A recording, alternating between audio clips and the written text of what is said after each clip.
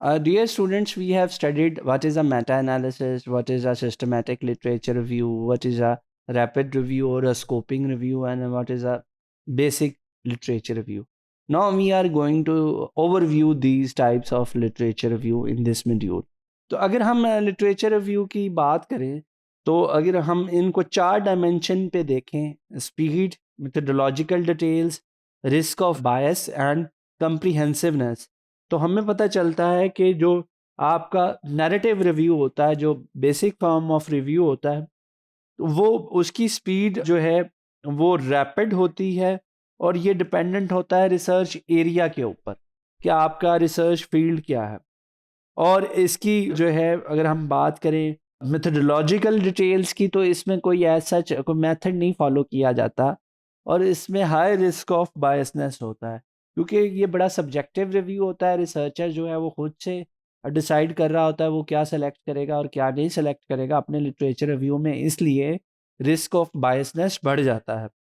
और कंप्रीहेंसिवनेस, जैसे कि ये सब्जेक्टिव होता है और डिपेंडेंट ऑन ऑथर होती है, तो इसकी कंप्रीहेंसिवनेस भी डिपेंडेंट करती है कि ऑथर की कितना वो अपनी फील्ड में एक्सपर्ट है और कितना वो स्पेशलाइज्ड है, और किस तरह वो अपने लिटरेचर रिव्यू को लेकर चलता है।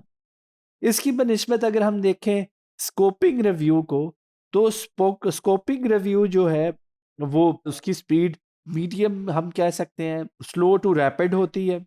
और इसमें हम जो है कुछ मेथड्स तो फॉलो करते हैं कि जो आपके not, it is not just like the basic narrative review, we actually made some type of criteria.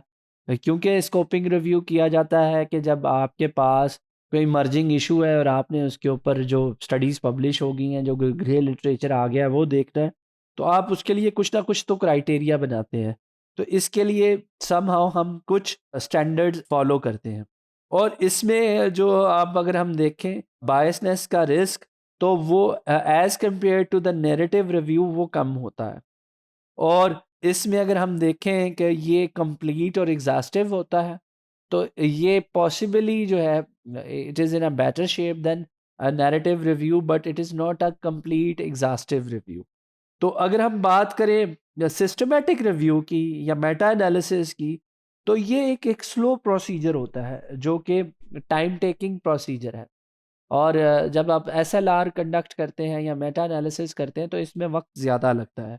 और इसी वजह से इसके जो मेथड्स हैं वो एक्सप्लिसिट मेथड्स होते हैं। आप डिटेल्ड एक मेथडोलॉजी फॉलो करते हैं, वो एसएलआर हो बेशक वो मेटा एनालिसिस हो, आप उसको फॉलो करते हुए अपने जो है स्टडीज़ को सेलेक्ट करते हैं और फिर उनकी रेलेवेंस भी देखते हैं। और इसमें बायसनेस का रिस्क बहुत कम होता है, डिक्रीज्ड रिस्क होता है, क्योंकि आपने बड़ा साइंटिफिकली स्टडीज़ को सिलेक्ट किया होता है। और ये कंप्रिहेंसिव रिव्यू माना जाता है जो एसएलआर होगा या मेटा एनालिसिस होगा, क्योंकि इसमें आपने एक स्टैंडर्ड प्रोसीजर्स को फॉलो किया होता है, तो इस वजह से ये ज़्यादा बेहतर शेप में होते हैं।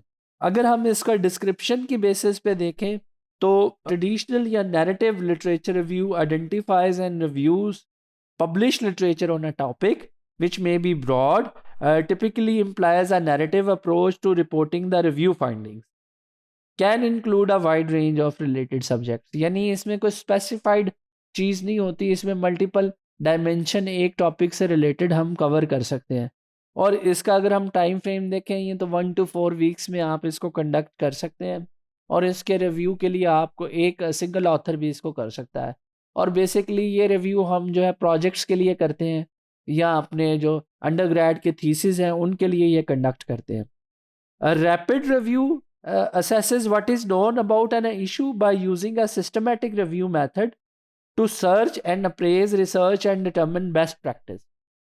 जो रैपिड रिव्यू है वो समहाउ डिफरेंट है आपके नैरेटिव रिव्यू है उससे, और इसका टाइम फ्रेम जो है वो 2 to 6 मंथ हो सकता है, और इसमें number of reviewers more than one हो सकते हैं, यानी इसको जो रिव्यू करने वाले हैं वो मोर देन वन आथर हो सकते हैं।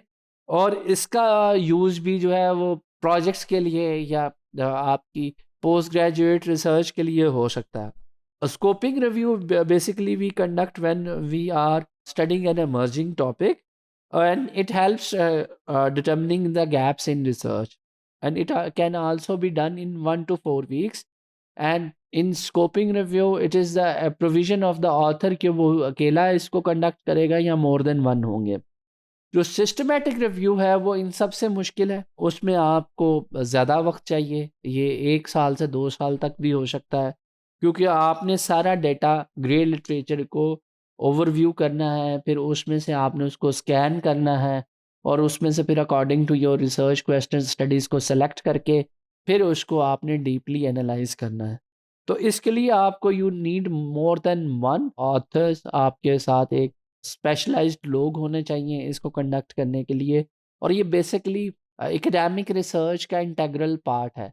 जब आप पोस्ट ग्रेजुएट रिसर्च पब्लिश करने जा रहे हैं, आप कोई पोस्ट ग्रेजुएट रिसर्च कंडक्ट कर रहे हैं, तो उसमें हम सिस्टमैटिक रिव्यूज़ ज़रूर करते हैं। वो आपका कोई पोस्ट डॉक्टोरल प्रोजेक्ट भी हो सकता है, वो आपकी पीएचडी स्टडी भी हो सकती है। तो इस तरह के प्रोजेक्ट्स पे हम सिस्टमैटिक लिटरेचर रिव्यूज़ ज़्यादा करते हैं।